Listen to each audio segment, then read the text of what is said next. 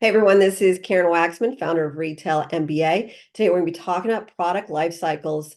So if you have a great product that's perfect for retail chains, you're going to hear the words product life cycles, and we just want to explain what that means and what you need to know. With that said, let's get started on today's training. So let's talk about retail product life cycles and just how people think about product life cycles for retail chains and so forth. So what's a product life cycle? Basically, for years, people have been saying there's a limit to the amount of time you have with a consumer product that'll be alive. So basically, once you put it out into the world, they see an expansion and a decline of a certain product. And there's a lot of people talking about that over the years. And I just want to talk about what that means for you. So they say there's stages, basically. There's the market development stage where you're creating the thing and bringing it out to market. And then there's the market growth time of your life where it's growing the product and it's scaling up. And then there's a maturity level where it's getting to be, things are leveling off and things are starting to getting mature. And then finally the market decline, that's like the definite stage where you're losing your product, it's not making any money, that type of thing. And a lot of times they give them different, there's so much information about the length of stay, up to 6 years or something like that. And so the reason I mention this is because product life cycle comes up a lot. And I just wanted to explain to you what retailers will tell you and then what I've seen after doing this for so many years. I started selling to retail chains back in early 2000s. I've seen a lot of stuff.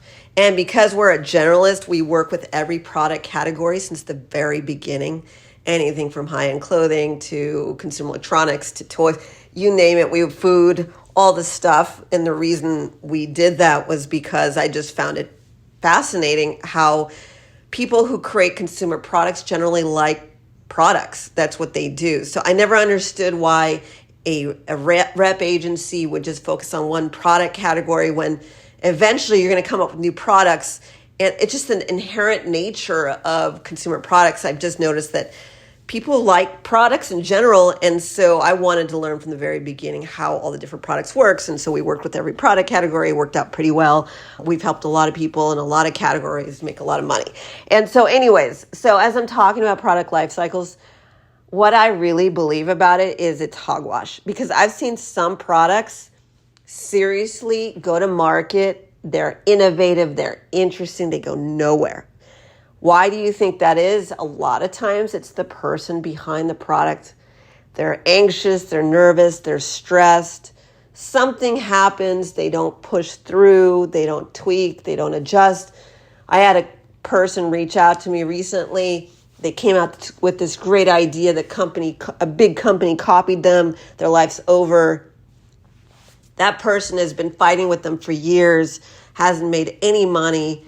Meanwhile, another person might come in and say, okay, this is a disaster, and what am I going to do with that? Does that make sense? And then they maybe adjust the product, make it more innovative, tell a better story.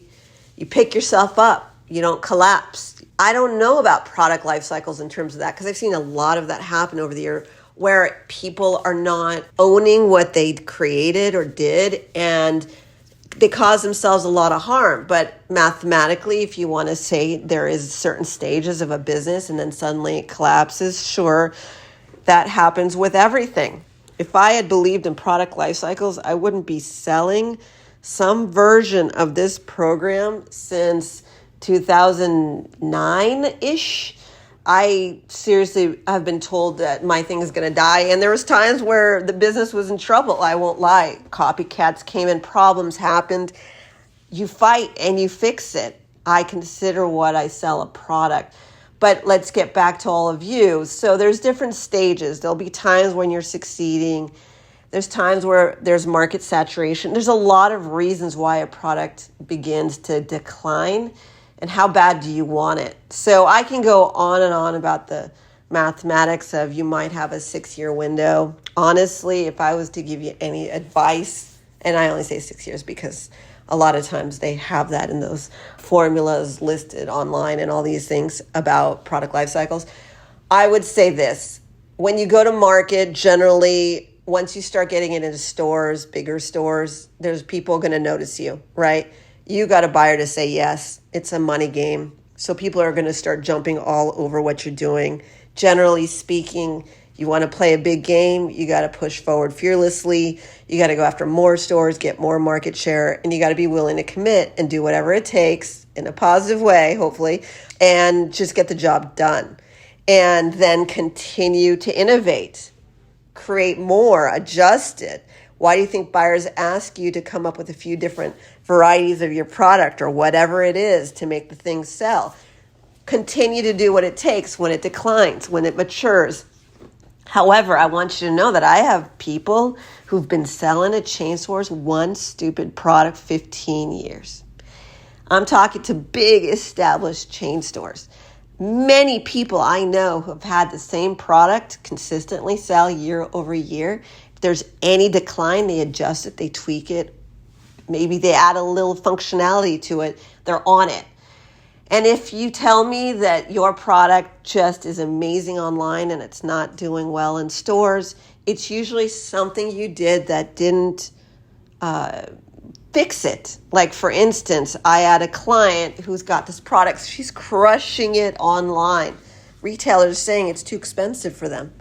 They have other issues going on. She won't fix the pricing because she likes it online. What can I do? It's not going to convert. So what does that tell you about product life cycles? It'll tell you that it varies based on the human being, the circumstance, the situation. And so I would seriously ignore everybody and focus on going as strong as you possibly can for as long as you can and just getting the job done. And if the buyer starts selling your product and it's not converting, there's probably 20 ways you can fix it. There's so many things I've seen over the years where they say the product didn't sell in their stores, but did they put it in the right section of the store? Did they mess up the clip strip of where it was located? Did something happen that the thing didn't convert? Did you not understand the market as a whole as to what they're willing to spend money for?